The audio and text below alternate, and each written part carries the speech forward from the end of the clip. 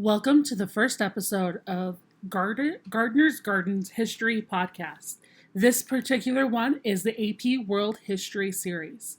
Today we're going to explore Unit 1, the Global Tapestry, covering the period from 1200 to 1450.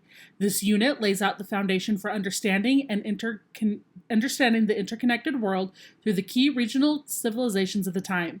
We'll highlight what's important, we'll share memory strategies, and wrap up with some tips for mastering the test. Let's get started. Unit 1 focuses on the development of civilizations for their political and cultural systems, and the economic networks that brought them together. Today, we'll learn about the Song Dynasty in East Asia, the Abbasid Caliphate in the Islamic world, South and Southeast Asian empires, African kingdoms, and the Americas, all while connecting how these societies contributed to the global trade and culture. Let's dive into one of the most influential civilizations of this period, the Song Dynasty of China. Lasting from 960 to 1279 CE, the Song was a powerhouse in innovation, governance, and culture, laying foundations that rippled across East Asia. The Song Dynasty reinvigorated traditional Confucian values with a twist. Enter Neo-Confucianism, a blend of Confucian ideals with Buddhist and Taoist influences. This philosophy didn't just dominate intellectual circles, it reinforced social hierarchies and ethics. To ensure competent leaders, the Song also doubled down on the civil service exam, a system that ensured a merit-based bureaucracy. Imagine this: your job in the government wasn't about who you knew, but how well you performed on a rigorous exam, an idea that was far ahead of its time. The Song Dynasty is also synonymous with innovation. They gave the world gunpowder, a technology that would eventually transform global warfare.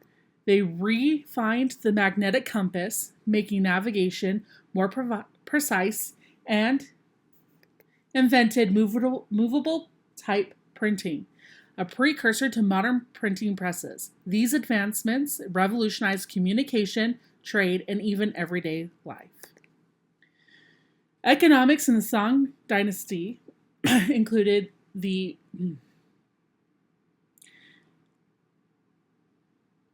Song Dynasty's agricultural sector flourished thanks to the introduction of Champa rice. This was a drought-resistant crop from Vietnam. This wasn't just any rice, it could grow fast and in tough conditions, meaning more people could be fed and help boost a population growth. Meanwhile, the Grand Canal, an engineering marvel, connected northern and southern China. This network wasn't just for moving goods like silk or porcelain, it became the lifeline of domestic trade, connecting communities and economies. The Song Dynasty's centralized bureaucracy and governance became a model for its East Asian neighbors, influencing countries like Korea and Japan. The dynasty's emphasis on education, trade, and innovation made it a key player in shaping the cultural and political landscapes of the region. So why does the Song Dynasty matter? In short, they set the stage for global revolutions in governance, technology, and trade. From their exam system to their technological ingenuity, the Song left a legacy that still resonates today. When studying this dynasty, think of them as pioneers of progress in an interconnected world. Let's shift our focus now to the Islamic world of the Abbasid Caliphate, one of the most influential civilizations of the medieval era. By the 13th century, the Abbasids had passed their peak and fragmented into smaller regional powers, but their contributions to knowledge and culture continue to shape the world today. By 1200, the Abbasid Caliphate, once a vast empire stretching from Spain to Central Asia, had fractured. The central authority in Baghdad had weakened, giving rise to powerful regional states like the Mongol Sultanate in Egypt and the Seljuk Turks in Anatolia. These successor states carried forward the Abbasid legacy, but the political fragmentation marked the end of their direct dominance. Despite political challenges, the Abbasid Caliphate left an indelible mark on human history. During their golden age, they preserved and expanded the knowledge of earlier civilizations. They translated Greek and Roman texts into Arabic, preserving the works of philosophers like Aristotle and Plato. They made groundbreaking achievements in fields like medicine, astronomy, and algebra. Ever wondered why algebra sounds like an Arabic word? It's because it is. It originated from the work of Khwarizmi, a brilliant Abbasid mathematician. At the heart of this intellectual flowering was the House of Wisdom in Baghdad. This, a global center of learning.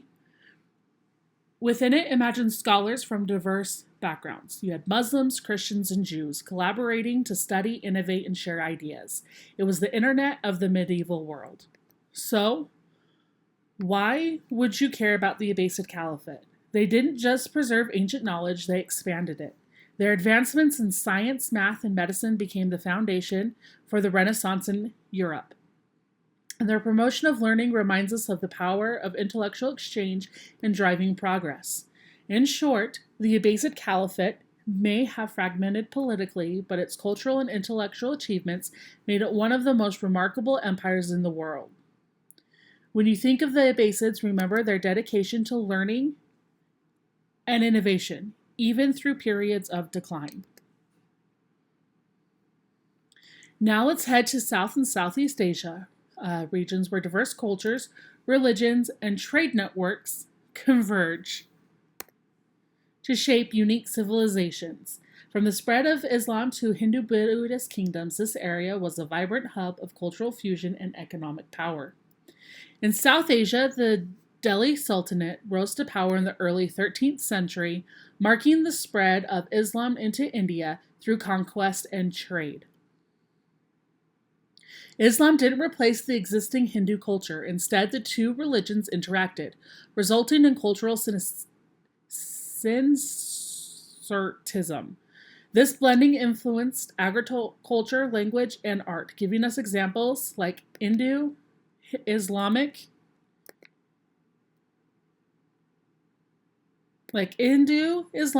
architecture in cities such as Delhi. Despite periodic conflict, the Sultanate's presence facilitated the exchange of ideas, especially through the trade routes connecting India to the rest of the Islamic world. It's important to note that this key period of political and cultural transformation in Indian history. Moving to Southeast Asia, this region was shaped by thriving Hindu-Buddhist states that blended religious traditions with political power. The Khmer Empire built Angkor Wat, one of the largest religious structures in the world. Initially dedicated to Hinduism and later adapted for Buddhism, this temple complex isn't just an architectural marvel.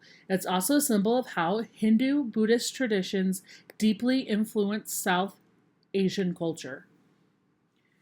The Srivijaya Empire, centered around the Strait of Malacca, controlled key trade routes linking the Indian Ocean to China. They leveraged their position to dominate regional commerce, acting as middlemen for valuable goods like spices, silk, and precious metals. As the Hindu-Buddhist state, they also became an important hub for Buddhist learning and pilgrimage, connecting Southeast Asia to India. South and Southeast Asia during this time remind us of the power of cultural blending and geography. The spread of religions like Islam, Hinduism, and Buddhism foster a rich exchange of ideas, while strategic trade routes made the region an economic powerhouse. In South Asia, the Delhi Sultanate brought Islam into the mix, creating a fusion of cultures. Meanwhile, Southeast Asia's Hindu-Buddhist states like Angkor Wat and the Srivijaya showcased incredible cultural achievements while dominating the global trade landscape. These regions exemplify how religion, trade, and politics intertwine to shape societies. Now let's shift our focus to Africa, where powerful empires like Mali and the Great Zimbabwe showcase immense wealth and influence, largely thanks to trade and resource management. This period was a golden age for many African civilizations, connecting them to global networks and cementing their importance in world history. In West Africa, the Mali Empire rose to prominence during this period, with its peak under the legendary ruler Mansa Musa. Mansa Musa, in 1324, held took part in a pilgrimage to Mecca. It's one of the most famous events in African history. Along the way, he distributed so much gold that it temporarily disrupted economies in cities like Cairo. This act not only symbolized Mali's vast wealth, but also highlighted its Islamic identity and global connections. Mali controlled key trade routes, facilitating the exchange of gold, salt, and other goods across the Sahara. The empire became a center for wealth and culture, linking West Africa to North Africa, the Islamic world, and beyond. As a key city in the Mali Empire, Timbuktu became a renowned center for Islamic scholarship and trade, housing universities, libraries, and bustling markets. Meanwhile, in southern Africa, the great Zimbabwe civilization thrived, known for its impressive stone architecture and strategic location. The great enclosure with its massive walls, built without mortar, remains one of Africa's most remarkable architectural achievements. These structures symbolized political power and served as a center for the elite. Great Zimbabwe was deeply connected to Indian Ocean trade, exchanging gold and ivory with merchants from regions like Persia, India, and China. Artifacts like Chinese porcelain and Middle Eastern glass have been discovered in its ruins, showcasing its far-reaching trade links. Both Mali and Great Zimbabwe are prime examples of how Africa was deeply integrated into global trade and cultural networks. Their wealth and achievements challenged outdated narratives, proving that Africa was a vital part of the interconnected world from 1200 to 1450. The Mali Empire with its golden wealth and Islamic scholarship, the Great Zimbabwe with its stone architecture and trade links into the Indian Ocean demonstrate Africa's diversity and influence during this era. These civilizations highlight the importance of resource management and trade in shaping societies. Now let's head to the Americas, where the Aztec and Inca empires dominated their regions with unique systems of government, economics, and culture. From monumental cities to sophisticated infrastructure, these civilizations remind us of the innovation and diversity in pre-Columbian societies. In Mesoamerica, the Aztec Empire flourished in the 14th and 15th century. That's the 13 and 1400s. The Aztec economy was built on a tribute system where conquered territories provided goods like food, textiles, and precious resources. This tribute fueled the empire's wealth and supported a complex network of trade and agriculture. The Aztec capital city of Tenochtitlan was a marvel of engineering and urban planning. Built on an island of Lake Texcoco, it featured chinampas, or floating gardens, that maximized agricultural output. In central temples and marketplaces showcased the empire's economic and religious heart. The Aztecs were famously known for their religious sacrifices, which were believed to sustain the gods and ensure cosmic balance. Rituals often occurred at the towering Templo Mayor, emphasizing the central role of religion in their society. Meanwhile, in South America, the Inca Empire unified vast mountain regions with innovative systems of governments and infrastructure. The Inca used the Mita system, a labor tax, to mobilize workers for political projects. This system maintained the empire's extensive road networks, agricultural terraces, and impressive stone architecture, like Machu Picchu. The Inca road system spanned over 24,000 miles, connecting cities and regions across the Andes. These roads facilitated communication, trade, and military movements, with way stations, called tambos, providing rest stops for travelers. To adapt to the mountainous terrain, the Inca developed terrace farming, which conserved water and prevented soil erosion. This innovation supported a robust agricultural system that fed the empire. Both the Aztec and Inca empires demonstrate the ingenuity of pre-Columbian civilizations. Their distinct economies, impressive infrastructure, and cultural practices highlight the diversity and complexity of societies in the Americas before European contact. From the Aztecs' tribute-based economy and the monumental Tenochtitlan to the Inca's Mita system, the extensive road networks, these civilizations exemplified innovation and resilience. Their legacies continue to shape our understanding of America's rich history. Now let's explore how religion, art, and architecture shaped the cultural identity of civilizations during this period. From the spread of belief systems to monumental structures, this era reveals the profound ways cultures express their values and connect the world. Religion was a driving force behind cultural diffusion, social organization, and artistic expression during the from 1200 to 1450. Buddhism spread widely across East Asia, evolving as it merged with local traditions like Confucianism and Taoism. For example, in China, this blending gave rise to Chan Buddhism, while in Japan it influenced Zen Buddhism, emphasizing meditation and simplicity. Islam expanded through trade, conquest, and missionaries, reaching Africa, South Asia, and Southeast Asia. In regions like West Africa, Islam blended with local customs, leading to unique cultural practices and architectural styles such as the Great Mosque of Djenné. Trade routes, especially the Indian Ocean and Trans-Saharan networks, became conduits for the spread of Islamic learning, art, and law. Art and architecture not only reflected cultural values but also served as tools of power and devotion. In medieval Europe, Gothic cathedrals symbolized the power of church and human ingenuity.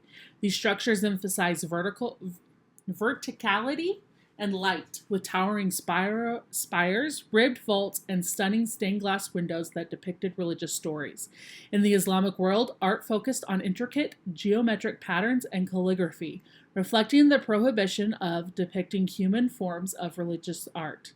Structures like the Alhambra in Spain and mosques across the Middle East showcase the harmony of geometry, symmetry, and spirituality.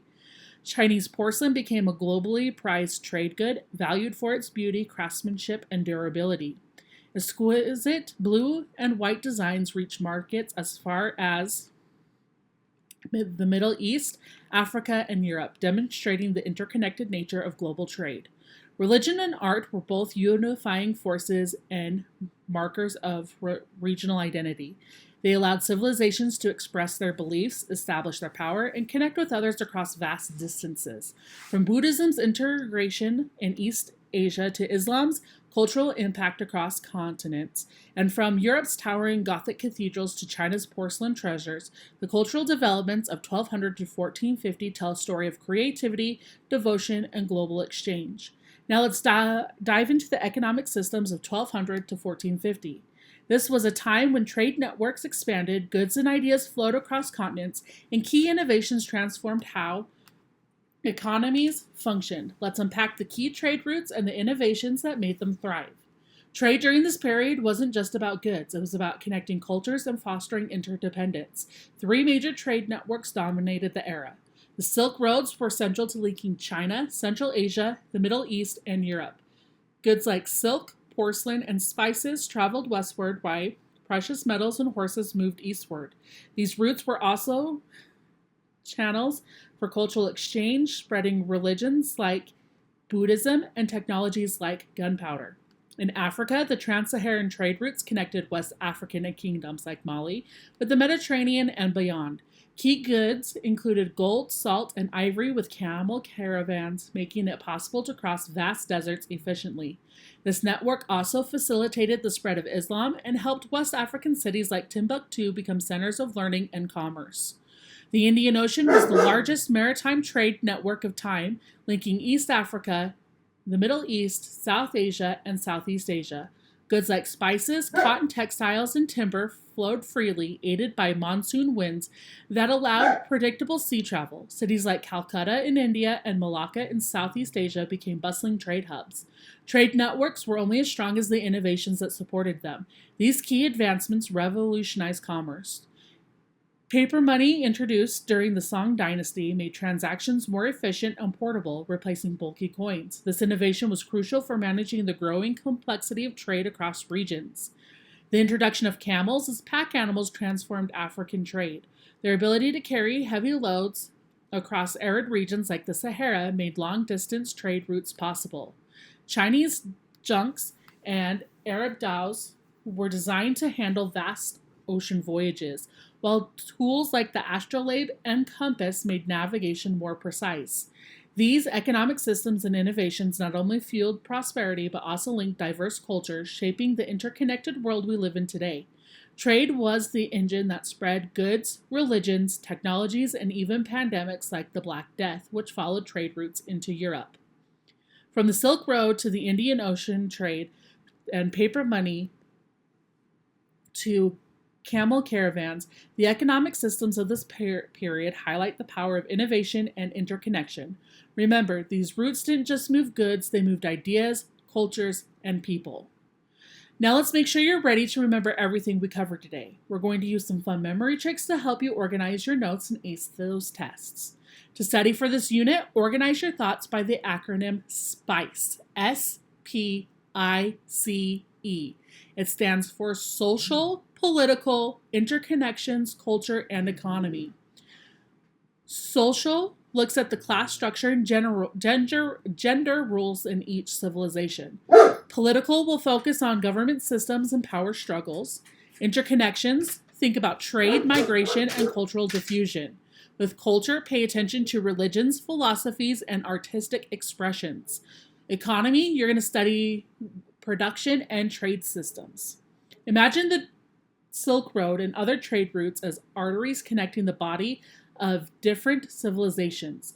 Goods like silk, spices, and gold are the lifeblood that flow between regions. This will help you picture how everything is interconnected. To make things easier, memorize through a story. Remember that Mansa Musa's pilgrimage to Mecca?